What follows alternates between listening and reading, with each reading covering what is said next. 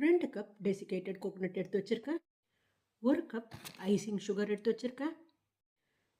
கோகோனட்டையும் சுகரையும் நல்லா கலந்து விட்டு பார்க்கலாம். நல்லா கலந்து விட்டாச்சு. 1 கப் கண்டென்ஸ் மில்க் சேர்த்துட்டு பார்க்கலாம்.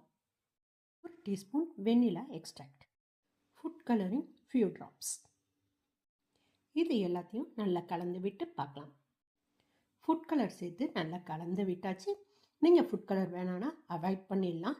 ஆனால் கோகோனட் ஐஸ்ன்றது டபுள் கலரில் இருக்கும், அதனால தான் ஃபுட் கலர் சேர்த்து செய்கிறேன். அடுப்பு அல்லது அவன் யூஸ் பண்ண போகிறது இல்லைங்க, ரெஃப்ரிஜரேட் மட்டும் தான் பண்ணிக்க போகிறோம். அதனால் நான் சொன்ன அளவுகளை மாற்றாமல் நீங்களும் இதே மாதிரி திக்காக கலந்து வச்சுக்கோங்க. அப்போ தான் கட் பண்ணும்போது என்ன ஷேப்போ அது ரிட்டைனாக கையில் எடுத்தாலும் இருக்கும்.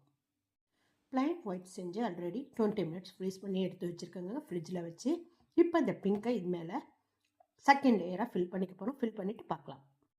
இது மாதிரி ஒரு க்ளீன் ஃபிலிம் போட்டு கவர் பண்ணிவிடுங்க. கவர் பண்ணி ஃப்ரிட்ஜில் வச்சாலே போதுங்க, ஃப்ரீசரில் வைக்க வேண்டாம். 6 ஹவர்ஸ் கழித்து கட் பண்ணிவிட்டு பார்க்கலாம். 6 ஹவர்ஸ் முடிஞ்சிடுச்சு. நல்ல சைட்ஸை ஸ்க்ரேப் பண்ணி விட்டு எடுத்துக்கோங்க. கட் பண்ணிவிட்டு பார்க்கலாம். நம்மளோட கோகோனட் ஐஸ் ரெடி ஆகிடுச்சு. நீங்களும் இதே மாதிரி ட்ரை பண்ணி பாருங்கள். ஓவர் நைட் ஃப்ரீஸ் பண்ணிக்கோங்க. கட் பண்ணிவிட்டு ஓவர் நைட் ஃப்ரீஸ் பண்ணிக்கோங்க. ஃபஸ்ட் ஸ்டேஜ் ஃப்ரிட்ஜில் ரெஃப்ரிஜரேட் பண்ணோம். செகண்ட் ஸ்டேஜ் கட் பண்ணதுக்கப்புறமா ஃப்ரீசரில் வச்சுடுங்க. நீங்களும் நான் சொன்ன மெஷர்மெண்ட்டை ஃபாலோ பண்ணி ட்ரை பண்ணி பாருங்கள். பிடிச்சிருந்ததுன்னா லைக் பண்ணுங்கள், ஷேர் பண்ணுங்கள். மறக்காமல் எங்கள் சேனலை சப்ஸ்கிரைப் பண்ணிக்கோங்க.